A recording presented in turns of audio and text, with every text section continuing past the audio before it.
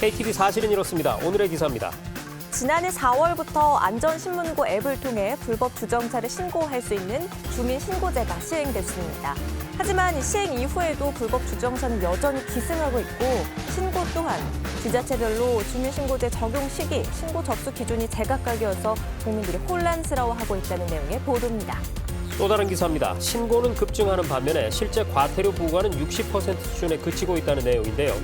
안전신문고와 생활불편신고의 성격에 따라서 촬영 기간, 신고 대상이 다르고 제보 사진에 여러 대의 차량이 찍혀 있거나 확대 줌 기능이 조금이라도 사용되면 과태료 부과 대상에서 제외되는 등 신고 가이드라인이 명확하지 않은 탓이라는 의견을 실었습니다.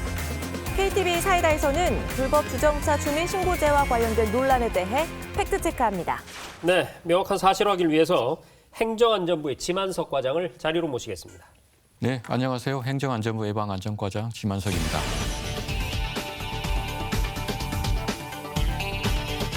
주민신고제 무엇인지부터 좀 설명해 주시죠. 대부분 지자체에서는 불법 주정차가 많이 일어나는 곳에 CCTV를 설치하거나 실제로 단속 공무원이 직접 현장에 나가서 불법 주정차 차량을 확인하고 과태료를 부과합니다. 네.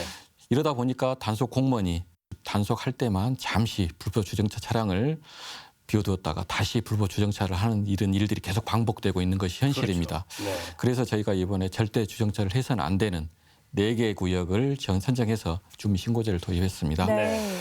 간단히 이 제도에 대해 설명을 드리자면 스마트폰 어플인 안전신문고에 그 불법 주정차 차량 사진 2장을 찍어서 신고하시면 현장 단속 공무원 확인 없이 과태료를 부과하는 그런 제도가 되겠습니다. 네. 꼭 비워둬야 하는 이 4대 구역 우리가 지켜야 될 텐데요. 정확하게 이 4대 구역이 어디를 말하는지 교수님 알려주시죠. 국민의 안전을 위해 2018년 2월 9일에 개정된 도로교통법 제32조 거기에 보면 정차 및 주차 금지구역에 대해서 설명되어 있습니다. 네. 그것을 기준해가지고 소화전 주변 5m 이내 과태료 8만 원, 9만 원이죠. 두 번째는 교차로 모퉁이 5m 이내 과태료 4만 원에서 5만 원. 세 번째로 버스 정류소 10m 이내 과태료 4만 원에서 5만 원. 그리고 끝으로 횡단보도 과태료 4만 원에서 5만 원으로 책정되어 이렇게 4곳으로 지정되어 있습니다. 네. 실제로 복잡해 보입니다만 실제 해보시면 굉장히 간편하게 이용하실 수 있습니다. 기사를 보면은요, 지자체별로 주민신고제 적용 시기, 또 신고 접수 기준 이런 게 다 제각각이어서 시민들이 혼란스러워하고 있다 이렇게 보도를 하고 있습니다. 특히 경기도 고양, 안양, 김포시 같은 곳은 이 4대 불법 주정차 신고 횟수에 제한을 뒀다고 하거든요. 자, 과장님 이 내용이 사실인가요? 실제 시행 초기에는 이런 사례가 종종 있었습니다. 이게 아무래도 전국적으로 한꺼번에 다 도입되는 게 아니었고요. 여러 네. 지자체별로 좀 여건에 맞게 도입하다 보니까 이런 사례가 있었습니다. 네. 하지만 지금 현재 대부분의 지자체에서는 저희 주민신고제 제도의 도입 취지와 주차 관행 이런 개선에 대해서 공감하고 있기 때문에 모든 지자체에서 적극적으로 시행하고 있습니다. 자, 그럼 다음 기사 내용 한번 확인해 보겠습니다. 신고는 증가하는데 실제 과태료를 부과하는 건 60%에 그치고 있다. 이런 보도 내용입니다. 그러니까 정부가 나서서 주민들에게 신고하라고 해놓고 처리를 하지 않아서 그냥 헛수고만 시키고 있다. 지금 이런 취지거든요. 자, 과장님 이 부분 어떻게 보세요? 시행 초기에는 이 주민신고제라는 것이 행정예고라는 행정 절차가 필요했습니다. 네. 그래서 일부 지자체에서 행정예고가 지연되다 보니까 실제로 과태료 부과를 하지 못하고 계고장만 발생하는 경우가 있었고요. 네. 이로 인해서 초기에 좀 과태료 부과율이 좀 다소 낮았던 것은 사실입니다. 하지만 현재는 과태료 부과율이 84.1%로 지자체에서 적극적으로 조치를 하고 있습니다. 네. 굉장히 높아졌네요. 예, 그렇습니다. 저희 행정안전부에서도 지자체 업무 담당자들이 아무래도 과태료 업무 부과를 하면서 여러 가지로 질의가 많습니다. 그래서 혼선이 없도록 명확한 처리 지침을 현재 배포하고 있고요. 그리고 신고 시한을 제한했던 서울시 같은 경우도 우리부 방침에 동참해서 지난해 9월 19일부터 제한을 두지 않고 24시간 이 제도를 운영하고 있습니다. 네.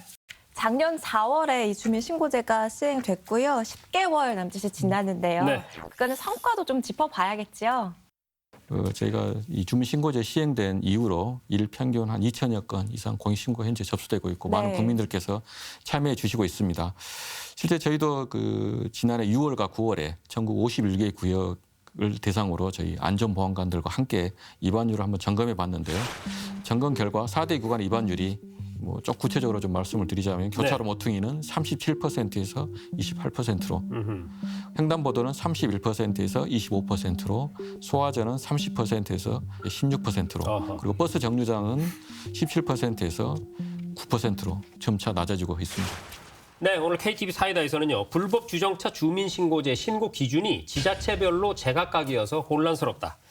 그리고 신고 건수는 증가하지만 과태료 부과는 60%에 그치고 있고 신고 건수만 늘고 정작 불법 주정차 문제는 해결되지 않는다. 이런 보도 살펴봤습니다. 팩트체크 결과는 이렇습니다. 첫째, 시행 초기의 사정에 따라서 신고에 제한을 두던 일부 지자체도 점차 제한을 없애는 방향으로 개선해 나가고 있으며 둘째, 초기에는 다소 낮았던 과태료 부과율이 현재는 84.1%로 눈에 띄는 성과를 내고 있다는 점.